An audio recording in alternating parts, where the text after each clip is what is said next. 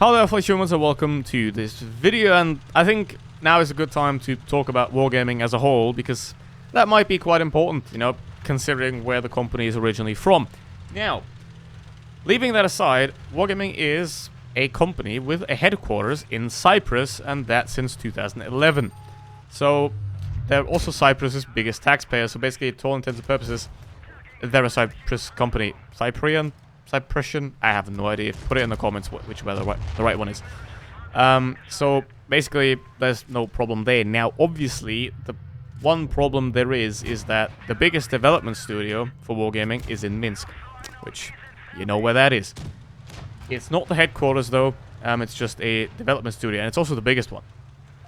So what might happen if that does get shut down? If that does get moved, that the development, the updating of games might be severely impacted. It's also, I think, that one update has been delayed, like an open test or something has been delayed.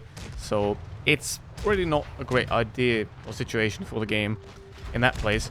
But given that the EU servers are located in Poland, as far as I know, and that the EU headquarters are located in Paris, I don't think it's going to have any bigger impact on World of Tanks Blitz in that sense. And also, in terms of affiliation, I've found this article from a Russian website, which I've loosely used Google Translate. So if you do speak Russian, if you do understand it, please try to verify if the translation is somewhat accurate. But yeah, you can read it yourself right there. Also put obviously the source in the description so you can look it up yourself. It's basically from a Reddit article from a alleged Polish gaming journalist. So I'll put that all in the description. So basically, Wargaming don't like them, which is not a bad thing. Now, obviously, let's leave the bad business practices aside for that moment. I think the game is fine, and there is no problem with the game as a whole in that sense. So, I think boycotting the game or anything like that is not necessary. And, I mean, if you enjoy the game, hey, keep playing it. That's legit. However, speaking of business practices, let's go into Wargaming now. They're valued at around 1.5 billion, which is quite a bit of money for a tank game, or tank games, and, well, the warships, and a, I think, still unreleased shooter game, and also World of Warplanes, but we don't talk about that. Now, they do got quite a lot of money, and that doesn't mean that it's bad. Valve has a lot of money, and Valve is somewhat cool. Is Wargaming cool, though? Not so much. Now, why do I think that Wargaming is not so cool? Now, first of all, I have to clear up one thing here before we get deeper into the game and Blitz and also the company. In-game chat in Blitz. Is it right that they shut it down? Now, I do attest this 50% Wargaming competence, 50% necessity, which, yeah, directly follows. Now, obviously, if you have a game with a global chat, then you might want to hire moderators that can police that global chat accurately and properly. And if the global chat's going too fast, then you may implement a slow mode or certain filters to keep the regular chat flow going while filtering out the things that you don't want to have in a video game. Now, obviously, it's a game, you know, a lot of people use it to escape from reality, to calm down, to just have a fun time. But obviously, hopefully you're not ruining other people's fun time while doing that. So I don't think any political aspects like that do belong in the game directly. That's just how it is, because, I mean, it's a game. People just play it for fun and just to cool down and stuff like that. So I don't think stuff like that directly belongs in a game. So in that sense, I'm not against Wargaming taking measures to exclude things like that. However, censoring the entire chat, I'm not really a fan of that, because obviously, as I said, you can just hire better moderators, which you should have done already, because, I mean, you're a massive company. Just hire people to do that. You're too big to allow yourself mistakes. You can hire more people that can check rate it, that can proofread it, that can moderate it. There is no excuse for something like that. Then again, moderators are also just humans. So having them spammed with things that don't belong in a game, yeah, he's not great either. But yeah, that's why you should maybe develop a proper algorithm to filter out things you don't want. You know, like just a certain word filter that where you can enter phrases and then boom, it's gone. Now, obviously, the current situation, it is critical, and it does definitely deserve to be noticed, and also the bad party should certainly be called out as well for that. Looking at you, bold man. But I'd say that doesn't necessarily belong in a game. So yeah, would be nice if we could keep that out of the game. And you can just use other platforms for that, because obviously in a game it's just gonna not help anyone, and it's just gonna, I don't know, not do that well. But anyway, let's talk about the game as a whole and also other games, because if you look at World of Tanks PC, what you have there is the game is currently in a sort of limbo state where it's not growing, but it's not dying just yet, but it isn't really going anywhere.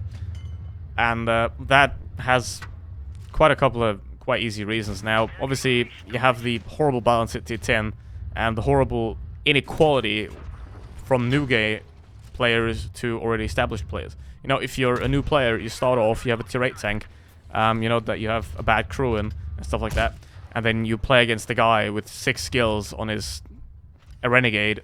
Yeah, you're not going to have much fun. So that really isn't great. And also, World of Tanks PC, they had an esports system, because esports is very, very important for a game. For a game to survive, esports is very important.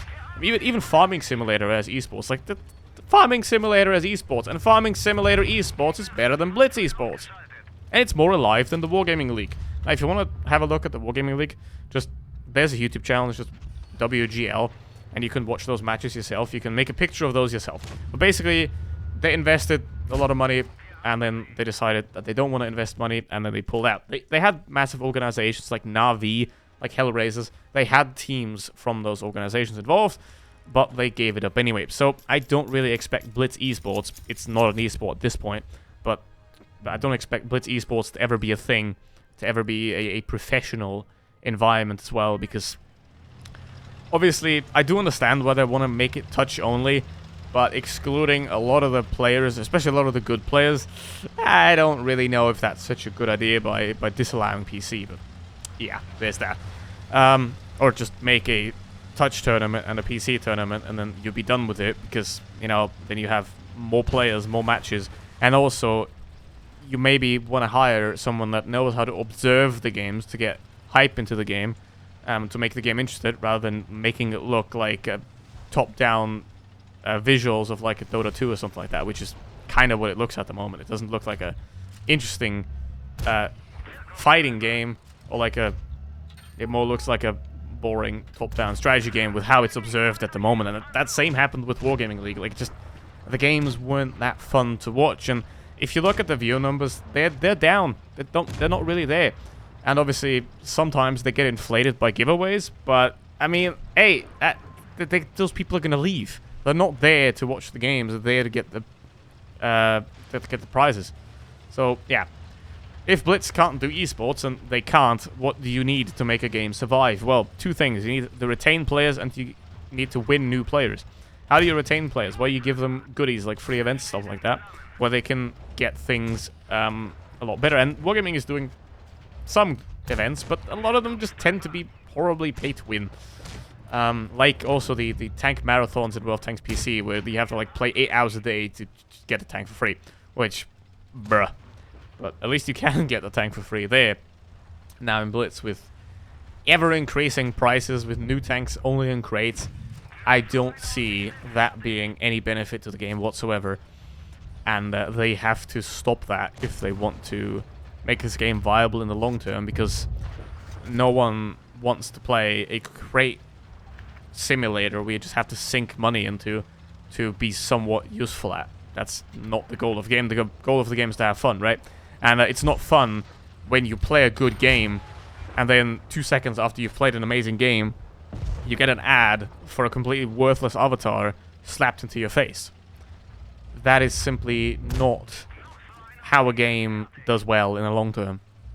You know, I mean, look at CSGO. Has great esports. I mean, it barely gets updates, but it works. You know why? Because it's a great formula, and it's just a well-rounded game, and you don't have any pay-to-win aspects. You don't need skins. You don't need anything like that. A player that invested €0 can get the same experience as one that invested thousands.